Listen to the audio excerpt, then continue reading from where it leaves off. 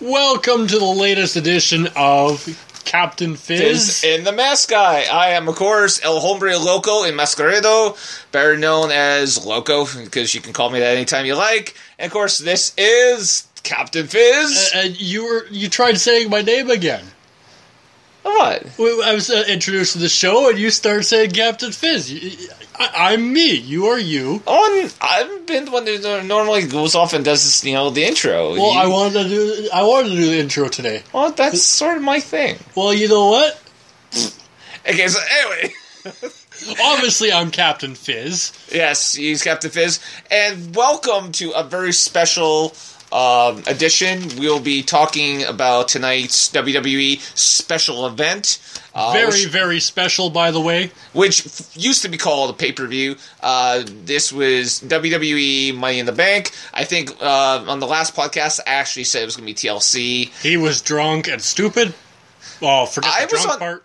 I did not drink. I was having, lots of iced coffee, which is probably... And it was a very heated conversation, so he was a little forgetful and slightly idiotic, but we'll forgive him this time. I resemble that remark.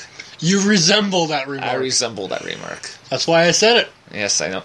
And joining us this evening is our good, personal, longtime friend, Big Mike. Very knowledgeable. Very knowledgeable. This guy's been watching wrestling longer than Captain Fizz has been alive. Let him say hi.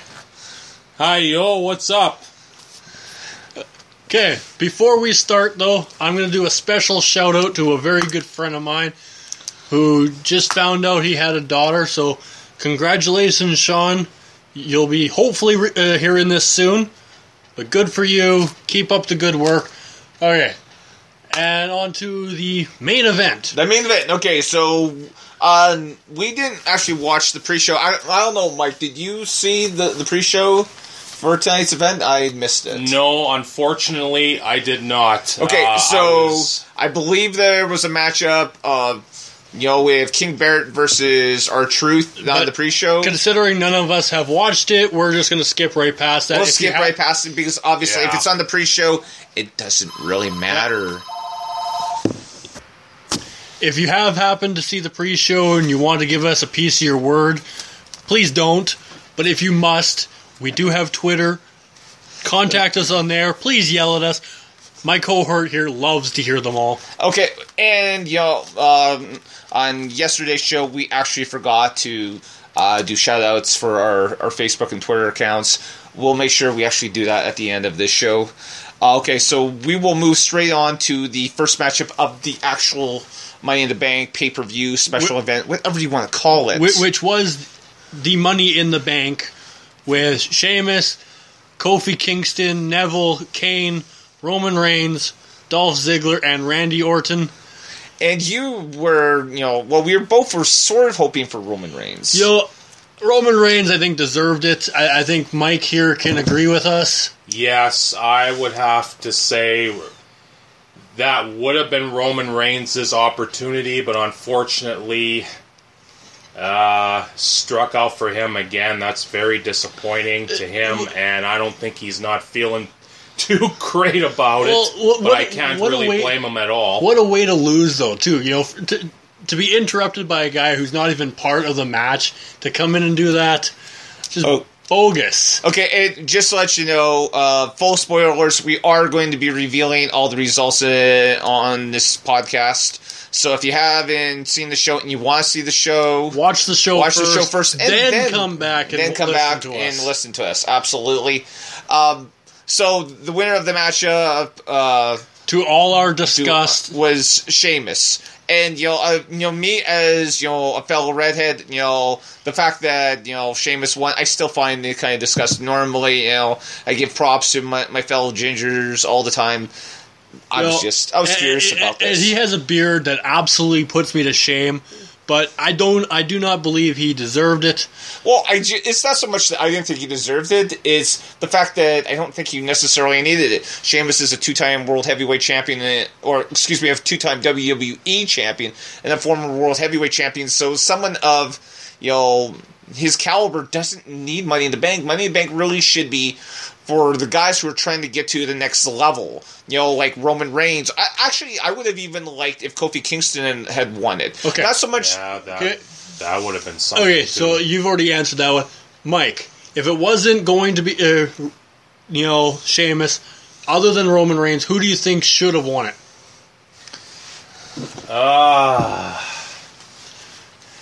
Well, in my personal opinion, it probably should have been someone who was trying to get to the top of the mountain, like for the newer superstars out there, like the more new generation superstars that are rising to the top.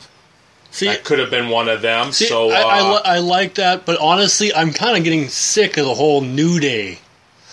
Well, here's the thing. When you think about this, a couple of months ago, New Day were still considered babyfaces, good guys. And the fans were completely, hear me out, were completely against them. And so WWE switched them, turned them into heels, the bad guys, and they completely embraced the hate that they were getting from them. And Kofi Kingston, by far, is the best of the three guys from that show. Although I completely agree with you, but I still think they're cocky, arrogant, useless buggers. And that's what makes them such great heels. I would have to agree. That's what makes their heels built. Oh, yeah. And the fans, the WWE universe, can relate to, them, the New Day would, clap and say, New Day rocks, and the universe would say, it's New Day sucks. It reminds me of the old days of Kurt Angle. You suck. Yeah. You Absolutely. suck. Yeah, I would have to agree with that, yeah. And the thing is, what makes them such great villains is the fact that the fans love to hate on them. And I'd rather hate on a guy who actually was worthy of hating. I'm sorry, New Day, it makes no sense. It reminds me, other than the Kurt Angle, they're nothing but a bunch of useless, gymnastics. Well, okay, and obviously, you don't have the same appreciation for professional wrestling than I do. I happen to think Kofi Kingston is really good. He's hit the glass ceiling. And, honestly, I know that he will never be, world champion because WWE doesn't see him as, being on that caliber. And this has nothing to do with race. This is just on pure talent. Okay, so I'm going to ask you both this question. We'll each answer them. Okay. We obviously know what Roman Reigns what he would have done with the Money in the Bank. What do you think Sheamus is going to do with it? Well, the thing is, first off, while I hate the fact that Sheamus won it, it makes more sense for a heel like Sheamus to win it because you don't really want to see one of the good guys go off and get sneaky and while his opponent's down and out. Basically, you want to see someone like Rollins do it again. Yeah, exactly what Rollins did at WrestleMania, where he kind of snuck in there after Roman Reigns and Brock Lesnar had wiped themselves out, and then he took advantage of it and won the world title. That's such a heel thing. I couldn't imagine, if the roles were reversed, it was Brock Lesnar versus Seth Rollins, both heels, and Roman Reigns coming in. Actually, maybe I could have, because the fans would have absolutely cheered. But I don't think it would have been as effective, say, if Roman Reigns had done that in a title matchup between two guys. Who do you think Sheamus is going to use it on? Actually, I'm hoping that he holds on to it for a while. We know that... Yeah.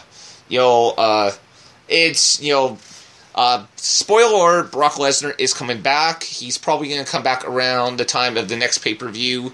SummerSlam.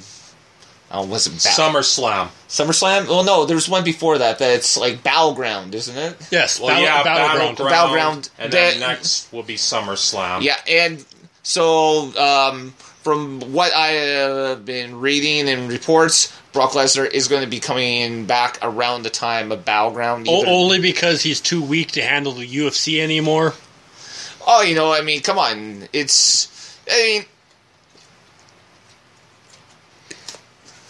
I'm actually kind of just agree. Just agree. I'm not going to necessarily agree, but there's a lot of people who come from other sports like football, MMA. They work in professional wrestling and think, oh, this is going to be easy, and they actually come away from that saying, you know what, I have got more injuries while doing pro wrestling than I ever did doing. And then there's football. people in wrestling who think they can do everything else because they're a pro. What they are, they get to the UFC and they get their butts whipped. Well, and the thing is, I know who you're talking about, but we're not going to get into that discussion tonight because this is about Money in the Bank. This is not about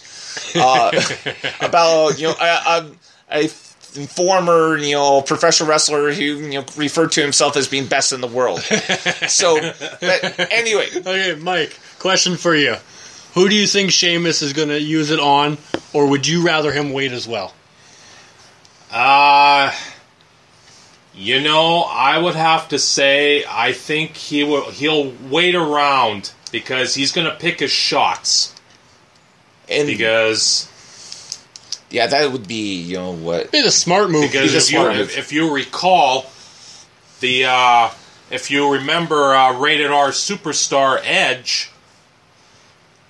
Edge held on to that case for close to 300 days before he cashed in on John Cena. Yeah. But he actually did it very well. He actually waited till John Cena was pretty much out of it, even though he won. John Cena's always out that of it. night at New Year's Resolution back in 2006. Exactly. And so before we move on, someone went off and had asked me, about my choices, and the reason I said Roman Reigns is. The thing between Brock Lesnar is, character-wise anyways, is still mad at Seth Rollins for, stealing the WWE title from him at WrestleMania.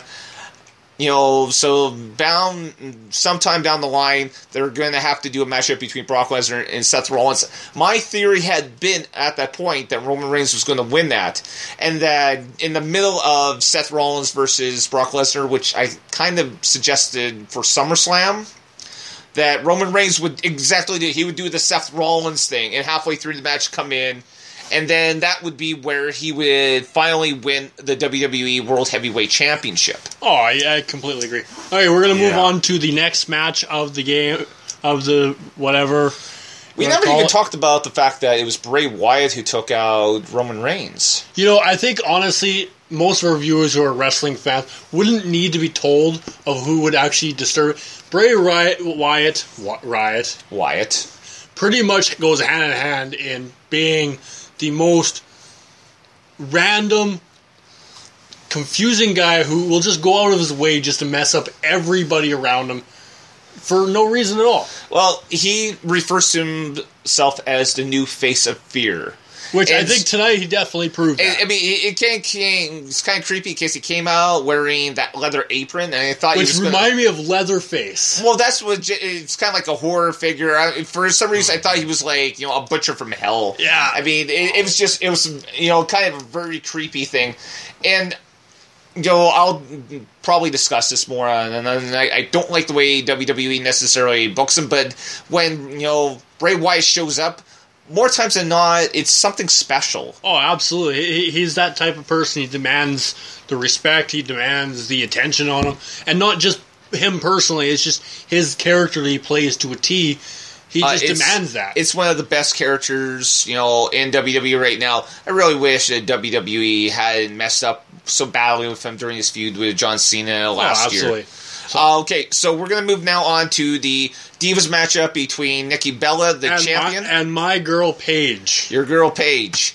And the story really going into this is that the Bella twins pretty much had a stranglehold on the Divas division, and every one of the Divas was kind of intimidated by them, with the exception of Paige. And Paige kind of, stuck out her neck and says, I'm going to make a change here. Yeah, see, that's why I think a lot of people relate to Paige. They like Paige is because, if you look back at our time, because we're old people.